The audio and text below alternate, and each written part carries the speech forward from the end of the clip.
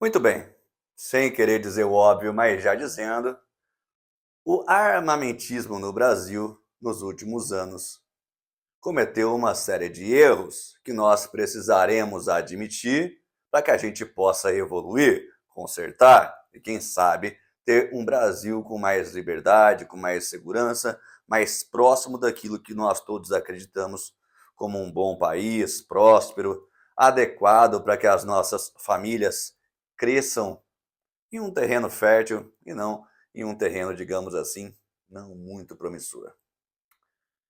Eu não quero, nosso objetivo com esses vídeos falando sobre erros não é ficar cutucando a ferida, não é apontar dedo para ninguém ou para nada, mas justiça seja feita, os erros existem, e ficar fingindo que eles não existem definitivamente não ajudam a gente. Um dos erros que eu sempre vi acontecer no armamentismo e que nunca foi resolvido foi a falta de conscientização da importância da liberdade de acesso às armas. Calma, você pode pensar, Lucas, eu acho que as pessoas sabem, eu acho que as pessoas levam a sério. Obviamente, elas não levam tão a sério quanto elas deveriam. Muitas pessoas acreditam que as armas são para o esporte, e é claro, existem armas que são para o esporte. Muitas pessoas acreditam que as armas, que existe o próprio, como é que o pessoal falava? O atirador de verdade, o craque de verdade. Muitas pessoas nos últimos anos acabavam culpando o cara que fazia o CR para poder adquirir uma arma de fogo para se defender, como se o errado fosse o sujeito que está utilizando todos os meios possíveis para defender aquilo que é valioso para ele. Não, gente. Toda a liberdade, toda a luta pela liberdade de acesso às armas deve ser defendida. Nós sabemos, estamos cansados de saber que o certificado de registro de atiradores, colecionadores, né, e caçadores, foi feito pensando nessas atividades. E estamos todos cansados de saber também que o Brasil todo sempre utilizou dessas atividades para ter acesso a armas melhores do que eram possíveis de ser adquiridas de outra forma, legalmente, para que pudesse ter uma melhor chance de defesa. O direito que é sagrado é o direito à vida, não é a lei, não é um burocrata em Brasília, no quartel-general do Exército, no Congresso, que vai dizer para a gente o que é certo, o que é importante e o que não é importante. Nós precisamos aprender a defender todo o cidadão que procura usar dos meios necessários para exercer a sua liberdade, para defender a sua vida, a sua família, a sua propriedade e assim por diante. O nosso compromisso precisa ser sempre com o que é certo, não necessariamente com o que é legal ou regulamentar, porque muitas vezes a lei está errada, o regulamento está errado, mas o que não pode estar errado é a moral, a ética, a justiça, no sentido, não no sentido do direito, mas a justiça de verdade, né? Isso não pode estar errado na nossa cabeça. Então, um dos erros que eu vi as pessoas frequentemente cometerem no setor armamentista é a falta de consciência do quão importante é esse direito e de quão importante é que nós permanecemos unidos e defendendo as pessoas que valorizam esse direito. Muitas pessoas, por terem ideias ligeiramente diferentes, acabaram se distanciando e, por conta disso, esta força que já não era lá uma grande força, ficou ainda mais enfraquecida, levando ao inevitável fracasso que nós vivemos hoje. O direito de acesso às armas é um direito natural, o direito de acesso às armas é um direito sagrado, o direito de acesso às armas é uma consequência inevitável do próprio direito à vida. Não há que se falar em direito à vida se você não tem o direito de defender a própria vida. Não há que se falar em direito à liberdade de ir e vir se você não tem direito de acesso às armas. Não há que se falar em qualquer tipo de direito, enquanto todo cidadão não for capaz de defender esse direito. Nós passamos muito tempo ouvindo as pessoas falarem sobre os meios corretos de fazer as coisas corretas, entre várias aspas, os meios previstos pela Constituição, pelas leis, para que fosse alterado o ordenamento jurídico. Mas muitas vezes vale lembrar que os fatos mais importantes do mundo, da história, aconteceram exatamente quando, por fora dessa estrutura, a sociedade se organizou em busca de uma quebra de paradigma. A quebra do Muro de Berlim, a queda do Muro de Berlim, não aconteceu dentro da lei ou dentro do ordenamento jurídico em vigor. A quebra do Muro de Berlim foi feita, aconteceu com mentiras veiculadas por jornalistas. Aliás, jornalistas costumam ser bons em mentir, né? É uma pena que no Brasil as mentiras dos jornalistas acabem desfavorecendo a nação. Mas na época do Muro de Berlim, jornalistas mentiram dizendo que o muro estaria permeável, e aí uma multidão acabou se aproximando do muro, e aí você já viu, a coisa acabou aumentando. Ou seja, nada disso foi previsto pelos meios normais. É óbvio que o status quo quer assim permanecer. Você acha que algum político realmente tem interesse em perder o status de político? Você acha que o político pode ter interesse em resolver alguma coisa quando ele pode levar, cozinhar em banho-maria para ser o defensor da sua liberdade? Não é assim que funciona. Eu vi, por exemplo, muitas pessoas que se diziam ativistas políticos fazer interpretações da lei contra eles próprios, porque eles foram doutrinados assim.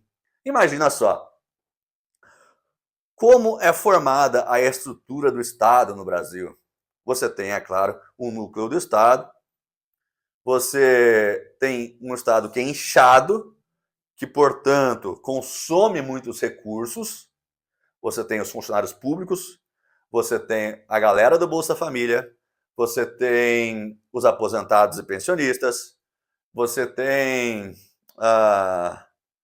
uma série de custos relacionados ao Estado. Você tem uma minoria de pessoas que trabalham no Brasil, sim, a quantidade de pessoas que trabalham no Brasil é minoria, em comparação com as pessoas que sugam, e eu não estou dizendo que os funcionários públicos não trabalhem, alguns trabalham, infelizmente, nem todos, né? Infelizmente, muitos deles, inclusive, trabalham contra a nação, mas o fato é que os funcionários públicos, assim como aposentados e pensionistas, sugam do Estado, ao invés de acrescentar a ele. Por conta disso, nós temos uma estrutura que é basicamente impossível de ser sustentada, ela é fadada ao fracasso econômico sucessivo. A conta não bate, não tem como bater. Você tem menos pessoas trabalhando para sustentar mais pessoas. Como é que é possível? É igual você, pai de família, trabalhar o dia todo para sustentar não só a sua família, mas 10, 20, 30 famílias.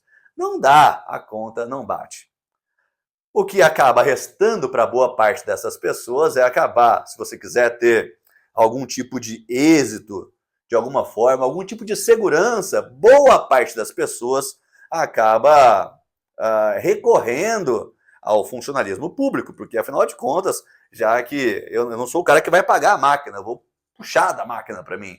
Nada contra os funcionários públicos em si, a função pública em si, que poderia ser muito nobre em vários casos, mas muitas vezes, com um Estado inchado, nós temos uma série de funções públicas que estão ali por razões, no mínimo, duvidosas. Não vou entrar no mérito do funcionalismo público em si hoje, não quero essa treta por enquanto, pode ser que esse dia chegue. Mas a moral da história é que a gente tem essa máquina inchada, as pessoas acabam recorrendo ao funcionalismo público como forma de trabalho. Ao invés, portanto, de produzir e, portanto, ter uma capacidade de contribuir com o Estado, boa parte das pessoas acaba querendo, lutando para tirar recursos do Estado.